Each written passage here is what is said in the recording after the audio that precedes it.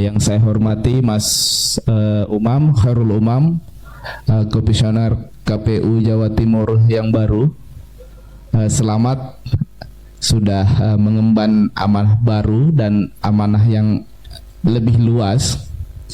Kemudian Mas Mardiono Notonegoro yang juga pindah haluan dari KPU ke Bawaslu.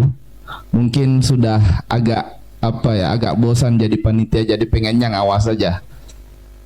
Kemudian yang saya hormati juga Mas Ali Muthahirin, Dewan Pembina Cangkir Opini. Jadi baru beliau kita angkat beberapa minggu yang lalu. Ya, jadi semuanya baru ini, baru jabatan baru. Kursinya juga baru. Ya, hari ini kita mencoba untuk sebetulnya acara ini buka bersama ya, tapi karena kayaknya garing kalau buka bersamanya itu tidak ada tausiah kecil, khususnya mungkin karena yang kita undang adalah orang-orang yang berkecimpung dalam dunia politik, maka temanya kita buat tema politik saja, khususnya membahas soal kecurangan pemilu. Tapi substansi diskusi ini bukan pada tema ini, tapi pasca kita diskusi atau pasca kita buka bersama ini ada beberapa orang yang mungkin punya kepentingan masa depan ya. Kita sudah undang Mas Umam, ada Mas Mardiono, mungkin bisa membantu. Nah itu substansinya itu sebetulnya Mas. Jadi ada beberapa hal yang nanti akan kita bahas mungkin sambil nyantai-nyantai. Nah diskusi ini cuma pengantar aja, pengantar buka puasa sambil satenya masih lagi dipotong. Ya, untuk yang pertama mungkin ya, karena nanti gongnya di Mas Umam yang terakhir, saya kasih kesempatan dulu kepada yang paling muda dan yang paling baru jabatannya, Dewan Pembina Cangkir Opini, Mas Ali Muthahirin. Silakan Mas.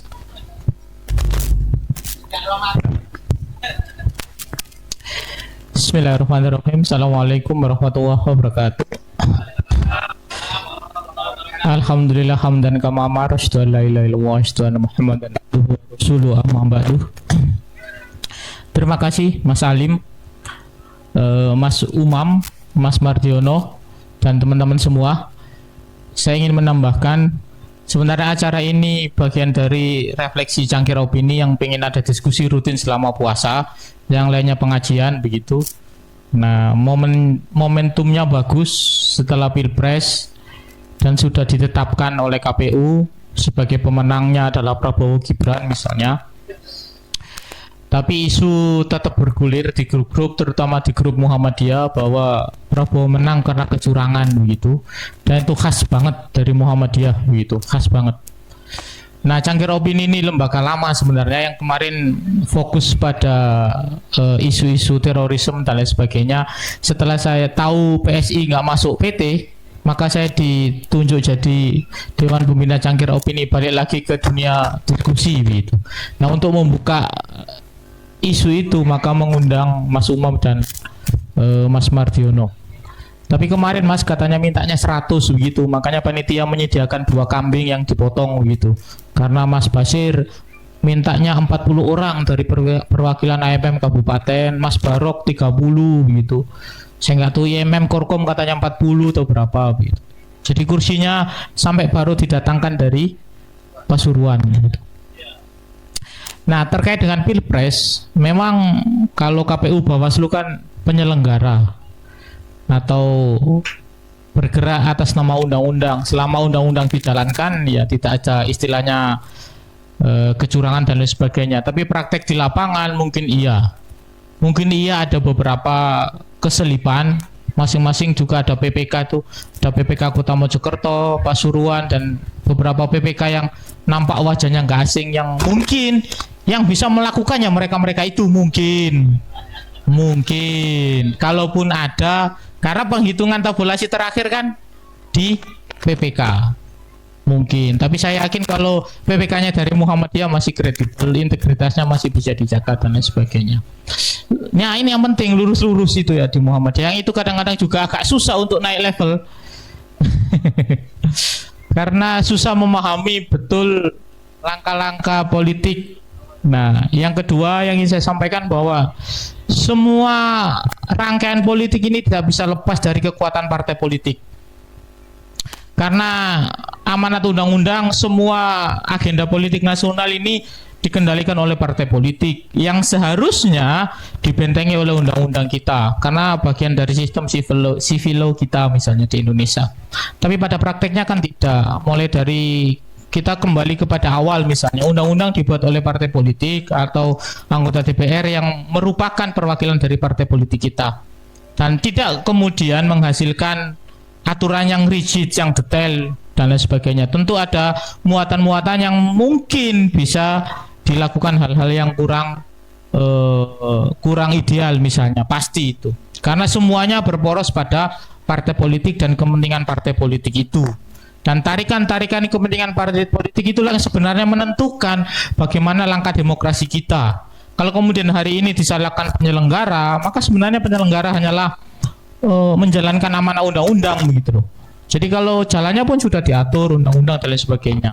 Tapi porosnya sebenarnya kalau saya ingin mengkritisi ya langkah partai politik itu yang harus disorot utama.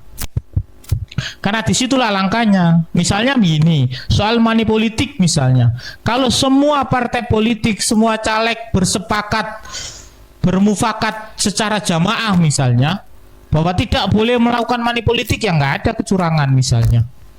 Soal money politik ini kan di partai politik. Apakah money politik itu ada di KPU atau Bawaslu misalnya?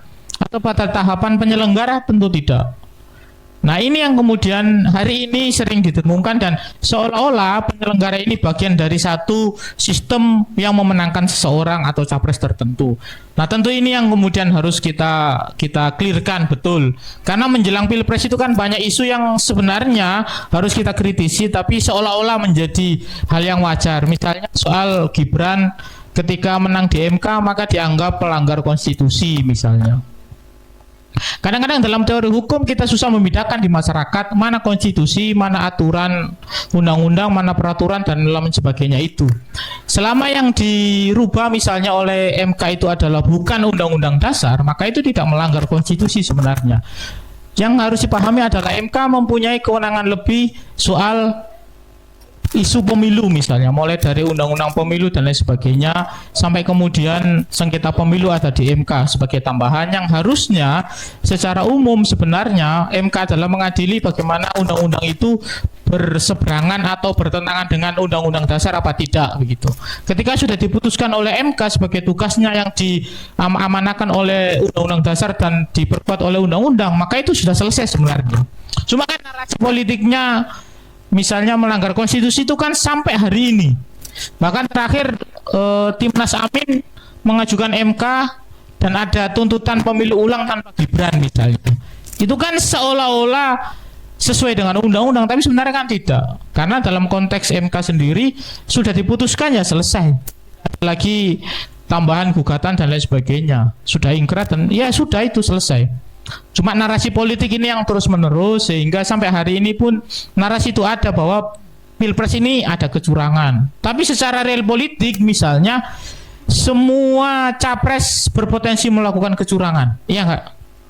Dan pasti melakukan kecurangan sih, sedikit banyak misalnya ada. Apakah kecurangan itu berbentuk money politik? Iya. Money politik itu bagian kecurangan atau tidak? Atau bagian dari apa? Tentu itu bagian dari kecurangan pemilu karena itu bisa dipidanakan. Semua hal-hal yang kemudian melanggar aturan itu disebut dengan kecurangan. Nah, proses itu pasti ada dan lagi-lagi prosesnya ke partai politik. Tidak kemudian sekonyong-konyong kita menyalahkan penyelenggara. Dan sejak 2019 saya juga kekeh dengan itu. Pernah saya membantah pernyataan Pak Amin Rais begitu. Ketika 2019 beliau menyatakan bahwa KPU ini sudah dibeli dan nanti akan mengatur kemenangan Jokowi untuk kedua kalinya. Dan disitulah karena Mas Pram sudah nggak jadi KPU, jadi saya bisa menyebutkan. Ketika diskusi DWA tolong dibantu karena tekanan KPU yang dari kader Muhammadiyah luar biasa. Ketika suaminya dianggap melenceng dari aturan dan dianggap memenangkan satu calon dan bisa dibeli, maka ada kegundahan secara psikologis yang luar biasa pada penyelenggara ini, terutama yang Muhammadiyah misalnya. Sehingga harus ada kontrol narasi yang menyebabkan atau yang mengharuskan kita untuk berstatement di media dan menganggap bahwa ucapan Pak Amin itu kurang benar begitu. Sehingga efeknya adalah saya 2 minggu dicerca habis, dianggap kafir lah, dianggap halal darahnya, dan itulah politik di Muhammadiyah sebenarnya. Jadi ketika politik Indonesia ini dibawa ke politik agama, maka luar biasa efeknya. Nah, hal-hal itu yang kemudian kita kritisi betul, dan kayaknya Cangkir Opini ke depan sudah tidak lagi konsen kepada isu terorisme, karena teroris sejak pemilu sudah tidak ada. Kembalinya adalah kepada teroris pemilu misalnya, maka isu-isu politik, isu-isu kepemiluan ini memang menjadi konsen dari Cangkir Opini, dan ini dibuka dengan diskusi sore hari ini. Nah, mungkin itu atas nama Cangkir Opini, dan tentu diskusi ini akan rutin, apakah mingguan, bulanan, dan temanya tentu tidak hanya soal pemilu, soal politik dan sebagainya. Maka ini penting menjadi tradisi, terutama di wilayah perkopian ini yang tentu ada tempat-tempat tidak hanya karena yang punya kopi aktivis, minimal tidak hanya ngopi tapi ada diskusinya. Mungkin itu Mas Umam dan Mas Mardiono, teman-teman semua, sebenarnya ini saya sebagai pengantar kenapa saya tadi minta di depan. Substansinya ada di Mas Mardiono dan Mas Umam. Billahi fisabilillah wastabil khairat. Assalamualaikum warahmatullahi wabarakatuh. Waalaikumsalam warahmatullahi wabarakatuh. Ya, soal kecurangan. Nah, ini Mas. Ya, itu salah teknis. Jadi soal kecurangan mungkin Mas Mardiono yang bisa menjawab ya. Apakah dengan berapa bulan Mas sudah di Bawaslu? 6 bulan selama di Bawaslu sudah melihat tidak ada kecurangan. Apakah entah itu partai politiknya atau penyelenggaranya seperti apa? Nah, mungkin saya persilakan ke Mas Mardiono. Bismillahirrahmanirrahim. Assalamualaikum warahmatullahi wabarakatuh. Yang saya hormati Mas Khairul Umam, senior saya di penyelenggara pemilu. Kalau di MM jelas bukan, karena beliau FKIP, saya FAI kan gitu.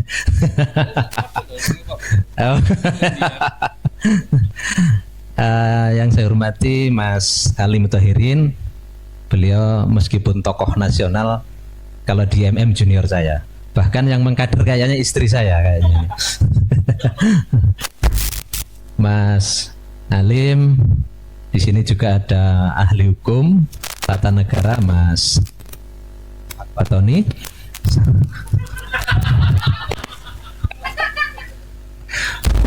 Mewakili KPU Kota Malang, beliau divisi hukum. Jadi harus kita sebut ya, karena memang beliau satu-satunya di Malang ini yang sarjana teknik langsung divisi hukum gitu. Jadi kalau membaca pasal itu mungkin pasal-pasal teknik dulu kan gitu Mas Mam ya. Ada Mas Hilmi Arif, nah, ini senior beneran ini di FAI, meskipun ketika kuliah enggak pernah ketemu, enggak. Saya masuk Mas Hilmi lulus. Dan teman-teman sekalian, dari paling enak saya menyebut Angkatan Muda Muhammadiyah ya, karena ini ada IMM, ada Pemuda Muhammadiyah, mungkin ada NA. Yang belum kenal, perkenalkan, nama saya Mardiono, rumah di Batu.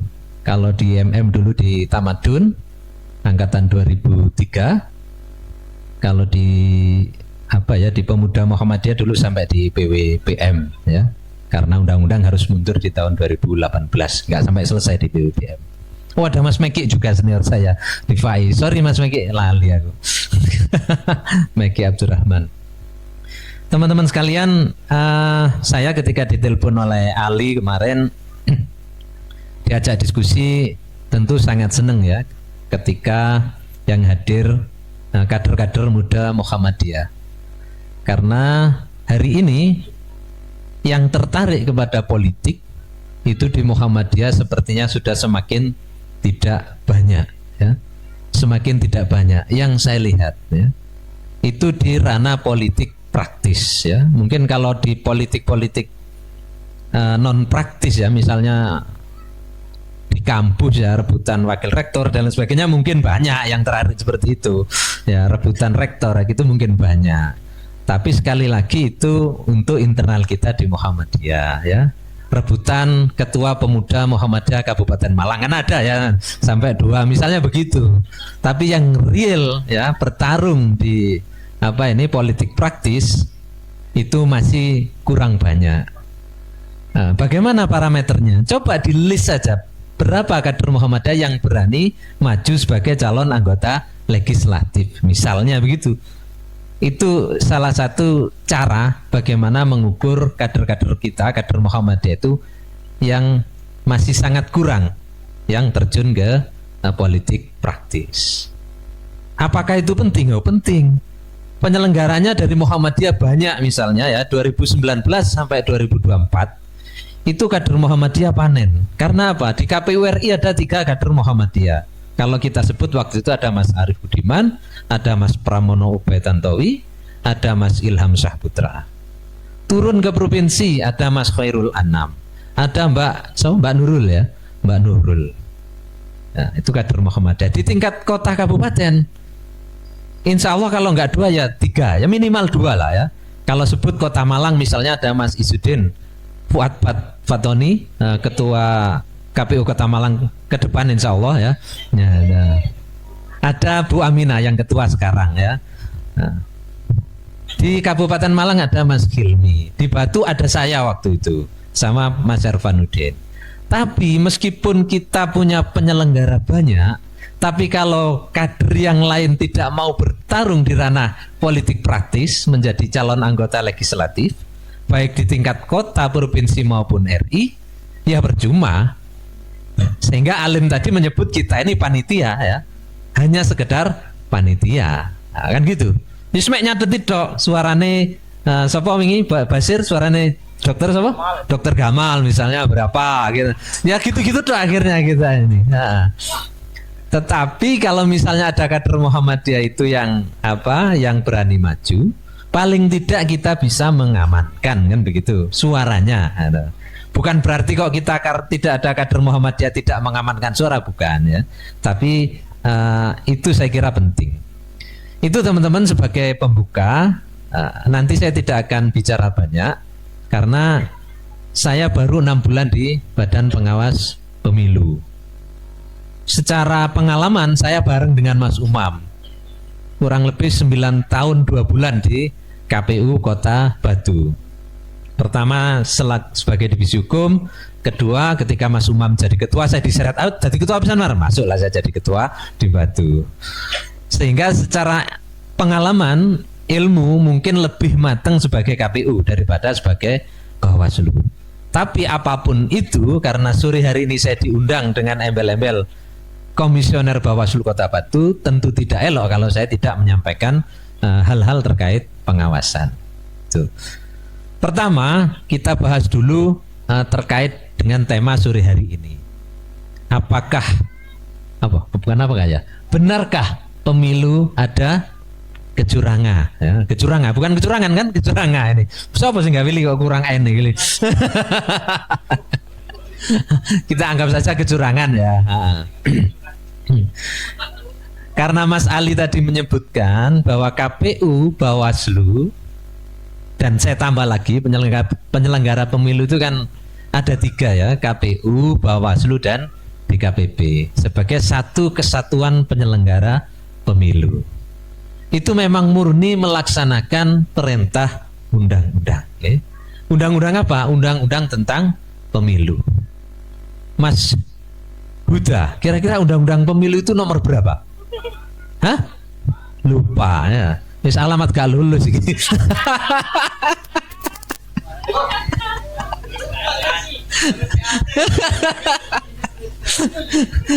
Undang-Undang 7 Undang-Undang nomor 7 tahun 2017. Tidak keluar dari situ.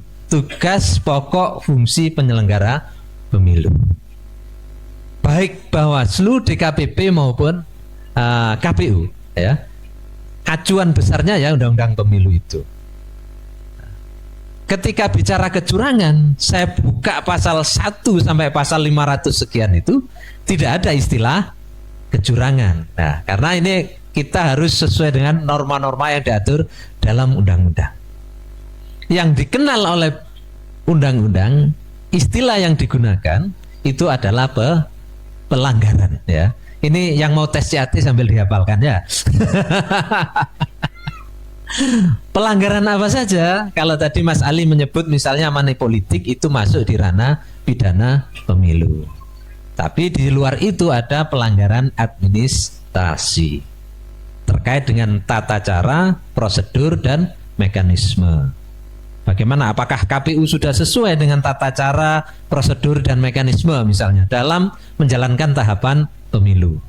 Apakah itu penyusunan data pemilih? Apakah itu verifikasi partai politik? Apakah sudah sesuai dengan tata cara dan prosedur itu? Kalau tidak sesuai berarti melanggar administrasi. Ini bisa dilaporkan. Ya, nanti ditanyakan ke Mas Umam ya. Nah, apakah sudah sesuai semua itu?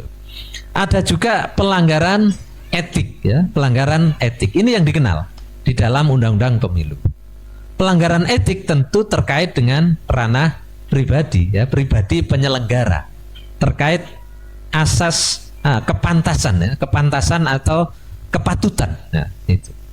Saya sebagai anggota Bawaslu misalnya, ternyata ketika pemilu kemarin misalnya membantu salah satu paslon dari 3 calon presiden itu bisa dilaporkan kode etik. Saya sebagai anggota Bawaslu tidak hanya membantu tapi mengkampanyekan, ya, mengkampanyekan calon anggota legislatif dari partai tertentu. Nah, misalnya itu bisa dilaporkan ke kode etik. Atau misalnya saya berbohong. Hari ini saya hanya punya 2 gelar misalnya ya, secara akademis. Sarjana Hukum Islam dan Magister Hukum. Tapi saya tulis di depan itu Dr. Mardiono SHIMH. Padahal saya belum pernah kuliah S3. Oh, itu ada yang dilaporkan ke DKPP. Itu terkait dengan kepatutan dan kepantasan. Ya, apa tadi? Administrasi, etika, ada pelanggaran hukum lainnya atau pelanggaran undang-undang lainnya. Siapa yang melanggar biasanya? Bisa saja kepolisian, bisa saja ASN, bisa juga TNI. Nah, kalau mereka yang harusnya netral, ya, kalau TNI dan Polri itu tidak punya hak pilih, ya, hak pilihnya ditangguhkan sampai nanti yang bersangkutan itu pensiun atau misalnya diberhentikan di tengah jalan. Itu baru hak politiknya muncul kembali. Ternyata dari bukan institusi lah misalnya, dari oknum-oknumnya ada yang melanggar, membantu partai tertentu, membantu calon tertentu, itu bisa dimasukkan pelanggaran undang-undang lainnya.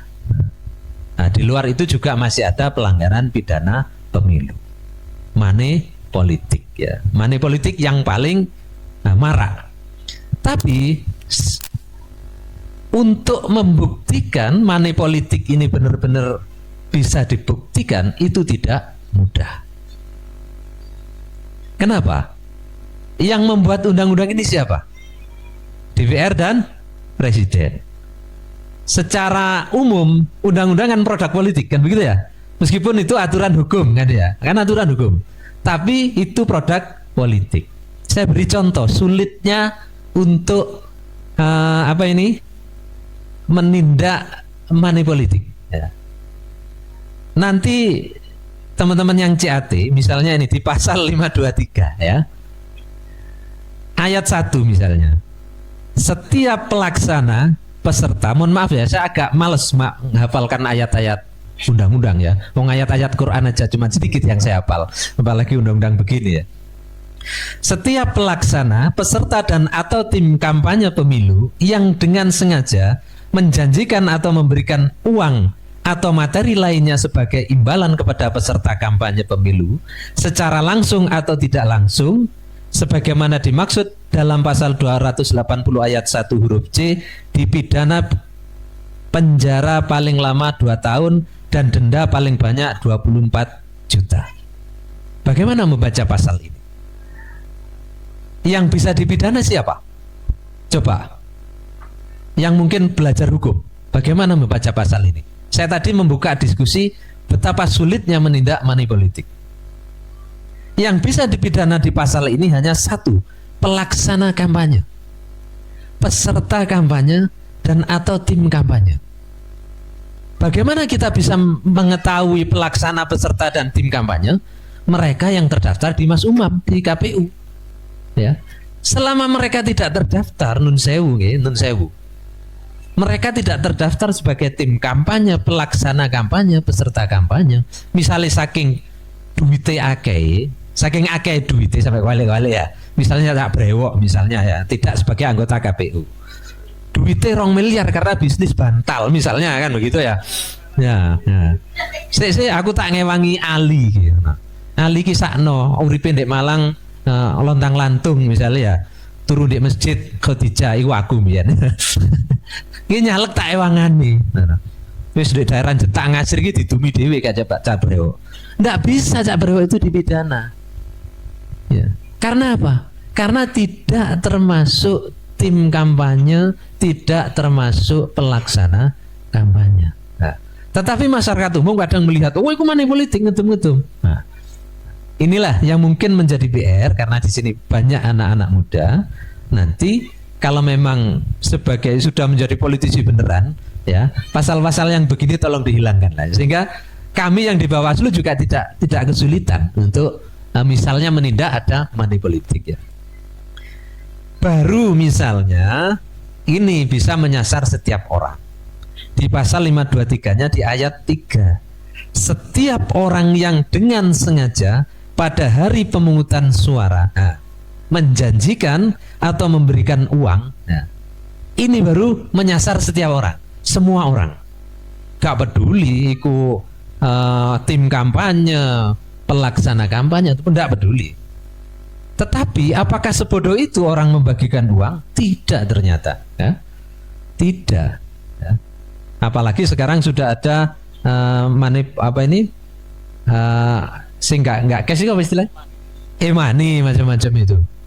Nah, terus kesulitannya lagi yang diberi jarang ngomong ya. Kalau teman buka Google mungkin berita saya di H-1 pemilu itu viral, ada penangkapan tangan di Batu itu salah satu caleg dari partai tertentu membagi-bagikan uang, dugaannya membagi-bagikan uang. Setelah saya proses ke kantor, ternyata seperti yang saya ceritakan tadi, yang bagi-bagi uang itu tidak kenal dengan calegnya, tapi tidak disuruh. Ketika bagi-bagikan uang juga tidak nyuruh milih calegnya, yang dikasih uang juga tidak disuruh untuk memilih. Bagaimana? Ayo, sulitnya. Ya lepas akhirnya. Setelah dibahas di tingkat Gakum itu lepas, tidak memenuhi unsur pidana pemilu dalam hal ini money politik. Ya. Itu kalau kita bicara istilah kecurangan. Di Bawaslu tidak ada istilah kecurangan. Di Undang-Undang 7 tidak ada istilah kecurangan, tapi yang ada pelanggaran. Ya. Ada pelanggaran pemilu seperti administrasi, etika, apalagi undang-undang lainnya, ada pidana. Nah, itu masyarakat umum itu bisa melaporkan. Karena Bawaslu itu kalau di tingkat Kota Malang hanya 5, di Kabupaten Malang 5, di Batu hanya 3. Tidak mungkin mata saya ya atau bisa mengawasi 200.000 lebih masyarakat Kota Batu kalau tidak ada masyarakat yang melapor. Kadang berani melapor tapi tidak menyampaikan identitasnya. Padahal syarat material maupun formilnya identitas pelapor itu harus dicantumkan. Itu kadang kita berhenti di situ kan menindak. Ya. Itu teman-teman sebagai pemantik ya, karena ini bicara kecurangan, tetapi nanti kalau misalnya teman-teman ini arek nom-nom biasanya seneng nyangga, lah itu saya senang. Nah, tetapi karena di sini ada KPU, mungkin lebih baik pertanyaan 99% ke KPU ya. Karena saya tidak pegang data sama sekali, mek wasno kok doan ya. Sing ngitung sing sembarang kali Mas Umam.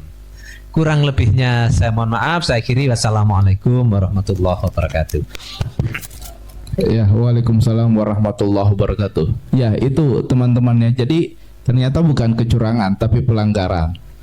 Nah, jadi ini penting dicatat untuk teman-teman atau senior-senior yang masih punya kepentingan di dunia ini. Nah, seperti pesannya Mas Mardiono tadi. Oke, kita lanjut karena sudah 15 menit lagi kita buka puasa. Saya berikan kesempatan ke Mas Umam untuk menyampaikan bagaimana sih dunia per-KPU-an itu. Karena beliau salah satu tokoh yang saya kira cukup panjang di KPU. Ada 2 periode Mas ya, 3 periode sama yang di Jawa Timur menjelang 3 periode. Ya, saya persilakan Mas Umam. Terima kasih Mas Salim. Bismillahirrahmanirrahim. Assalamualaikum warahmatullahi wabarakatuh. Bismillahirrahmanirrahim. La haula wa la quwata illa billah. Asyhadu an la ilaha illallah wahdahu la syarikalah wa asyhadu anna Muhammadan abduhu wa rasuluhu la nabiyya ba'dah. Yang saya hormati Mas Ali, Dewan Pembina, iya benar ya, Dewan Pembina Jangkir Opini, Mas Mardiono, ini teman seperjuangan, sahabat saya di penyelenggara. Jadi saya kenalnya Mas Mardiono itu dulu di Lasismu Batu awalnya. Terus berproses itu ternyata ya lincah juga dia ini.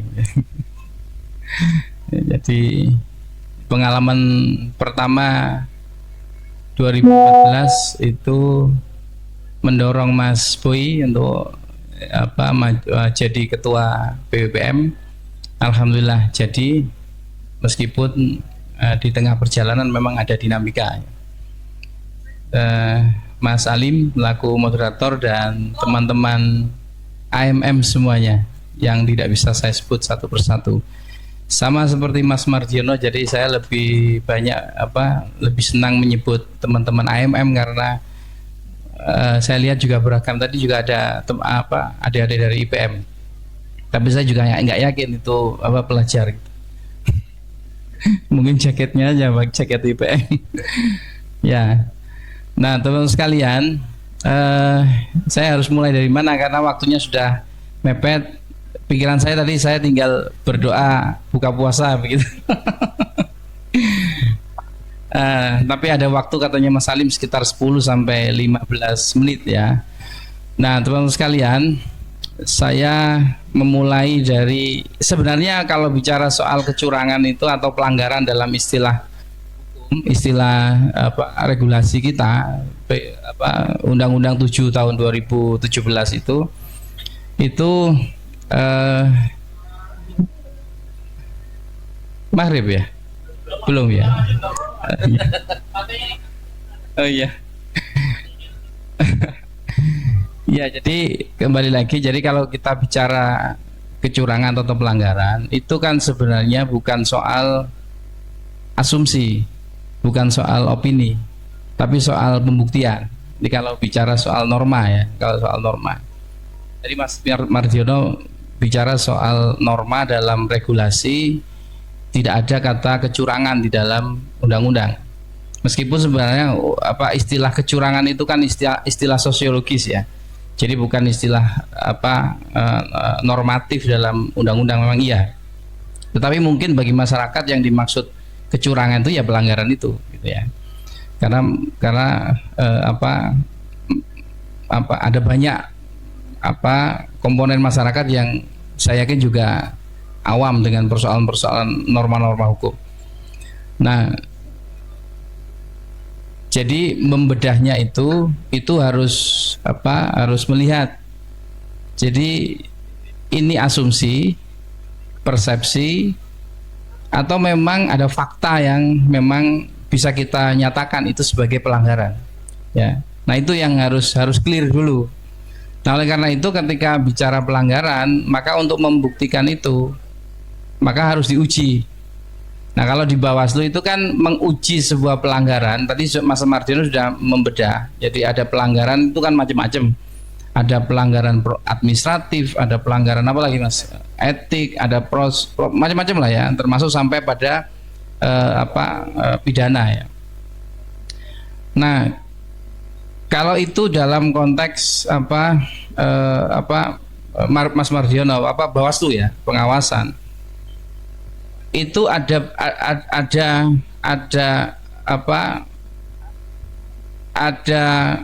apa namanya yang harus dibedakan gitu, ada apa istilahnya itu, jadi ada pemahaman yang harus dibedakan antara pelanggaran di ranah Bawaslu dan pelanggaran di ranah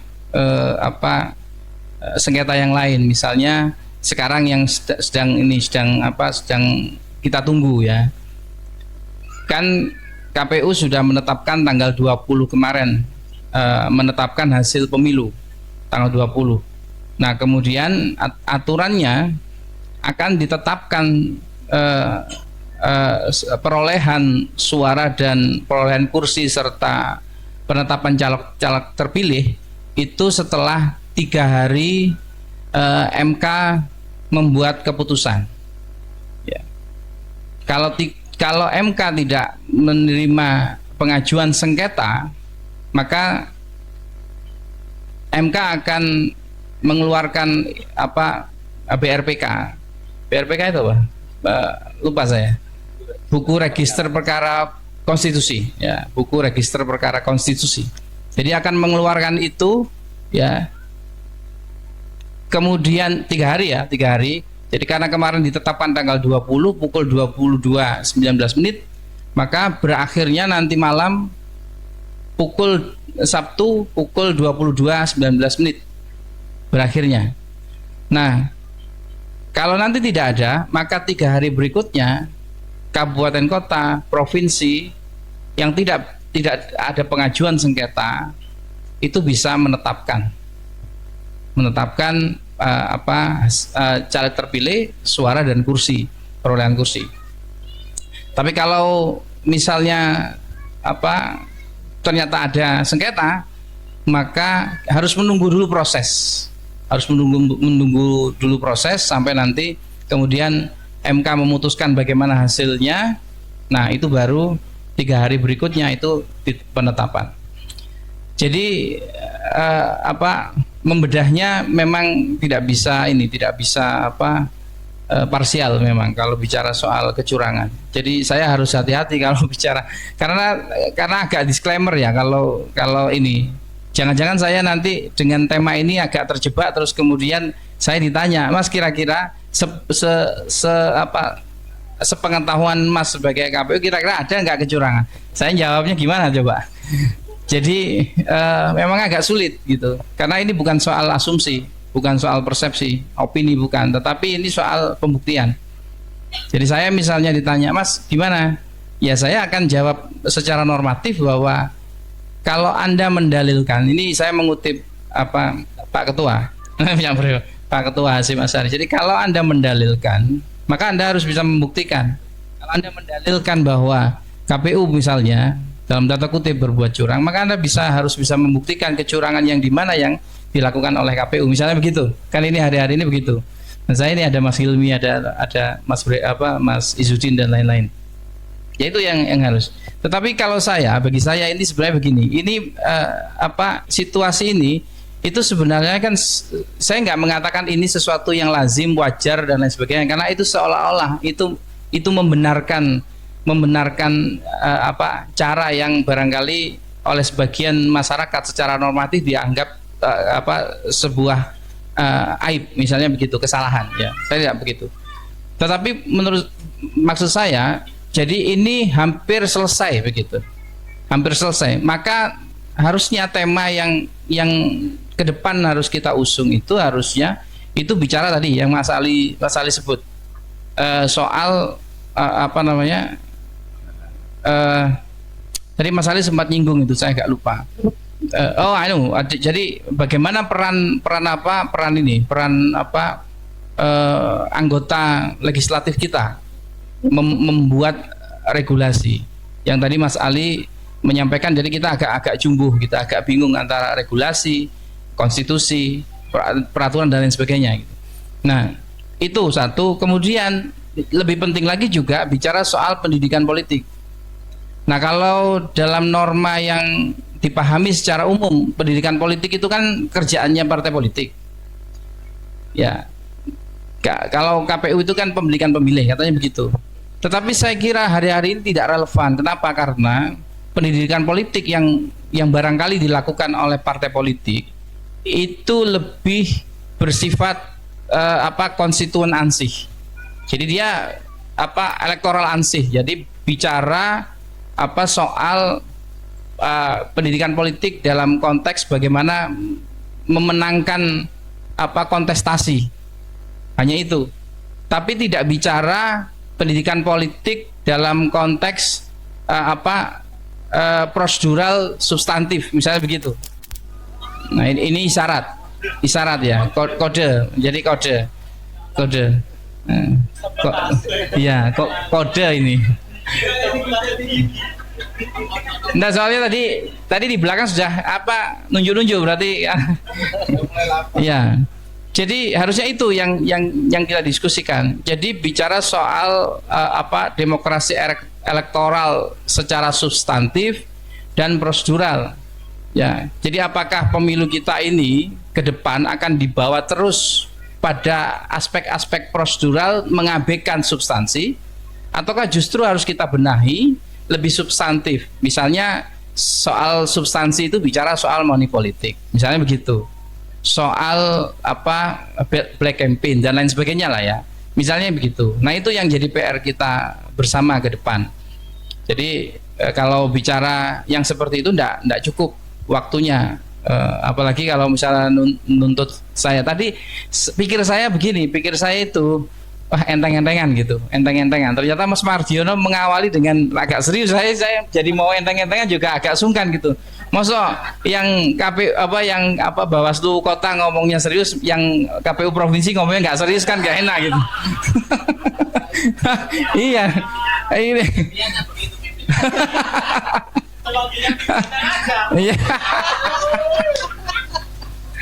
Iya, jadi tapi jadi kita sebagai bagian dari civil society itu harusnya concern ke sana, concern ke sana memang.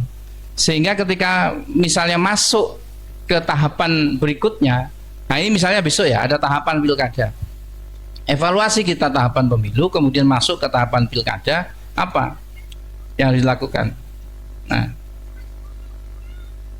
saya harus hati-hati memang ngomong. Misalnya saya harus ngomong, saya agak pesimis. Nah, itu saya nggak berani gitu. Jadi saya nggak berani ngomong. Saya kan nggak melanjutkan. Saya agak pesimis itu kan saya nggak lanjut. Tapi saya nggak harus hati-hati ngomong soal ini. Apalagi ini live ya. Nanti gitu.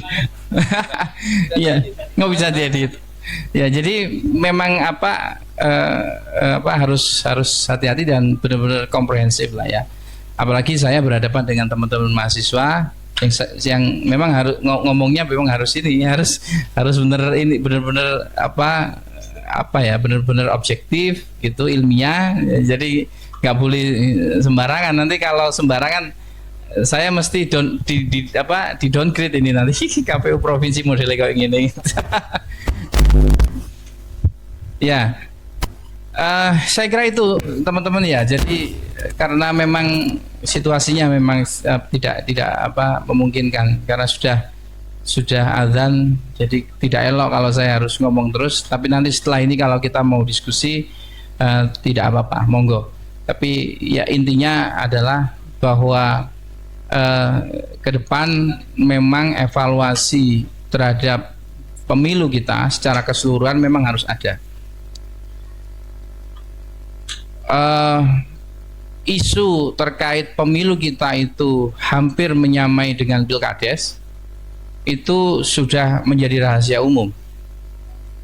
Sementara pembandingnya itu adalah 2019. Orang melihat 2019 itu seperti itu dan sekarang seperti ini, itu menjadi catatan. Nah, kalau kita bicara kalau orang membandingkan lebih mirip pilkades, maka teman-teman bisa menyimpulkan bagaimana kualitas pemilu kita. Saya tidak mengatakan bahwa kualitas penyelenggaraannya ada di penyelenggaranya. Saya penyelenggara, maksud saya ngomong saya. Tetapi kualitas dalam artian penyelenggaraan secara umum, tidak hanya penyelenggara, karena penyelenggaraan pemilu itu ada tiga hal yang sangat penting. Satu, penyelenggaranya, KPU, Bawaslu, DKPP-nya, kemudian peserta pemilunya dan pemilihnya. Ini saling berkaitan. Jadi kalau KPU-nya sudah baik, Bawaslu sudah baik, tapi pesertanya juga ngeyel untuk tidak berbuat baik juga susah. Pemilihnya juga sama, misalnya pemilihnya sekarang misalnya permisif misalnya, oke lah gitu, nggak apa-apa gitu. Dari Mas Ali diterima, dari Mas Mariono diterima, dari yang penting saya belum tentu nyoblos, misalnya begitu. Orangnya cerdas-cerdas sekarang gitu. Jadi saya punya teman baik di Kota Blitar itu tidak menggunakan money politik, ya, baik orangnya, tidak menggunakan money politik, tapi dia menggunakan program. Jadi dia tawarkan program itu dicairkan, ada sekian penerima manfaat, by name by address dia pegang sekitar 3.000 sampai 4.000, tapi hari H hancur, tinggal 300 atau 400. Kenapa? Ya kalah lah sama yang. Jadi saya tidak tahu nanti evaluasinya bagaimana. Saya kira ini PR-nya Mas Ali lah kira-kira, dan teman-teman cangkir opini serta teman-teman AMM. Kalau yang terakhir tadi yang disebut Mas Alim terkait per KPU-an, saya serahkan ke Mas Mardiono saja, jangan ke saya. Saya kira itu sementara, nanti kita diskusi. Terima kasih Mas Ali.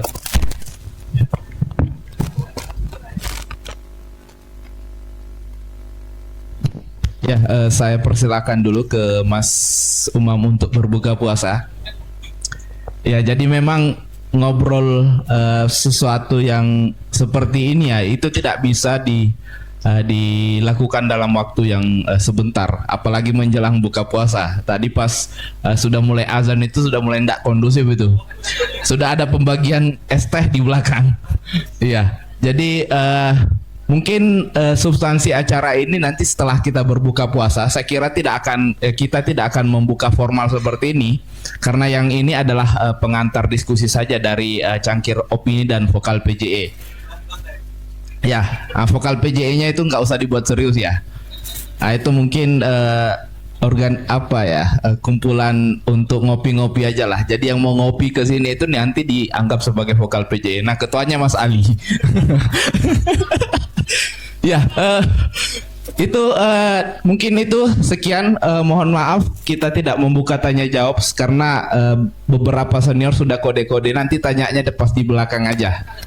Entah mau nanya ke Mas Ali, ke Mas Mardiono atau ke Mas Umam, saya nggak tahu. Nah, itu urusan senior ya. Ya, terima kasih teman-teman sudah hadir. Silahkan menikmati buka puasa. Kami ucapkan selamat berpuasa dan sekian. Billahi fisabil haq fastabiqul khairat. Assalamualaikum warahmatullahi wabarakatuh.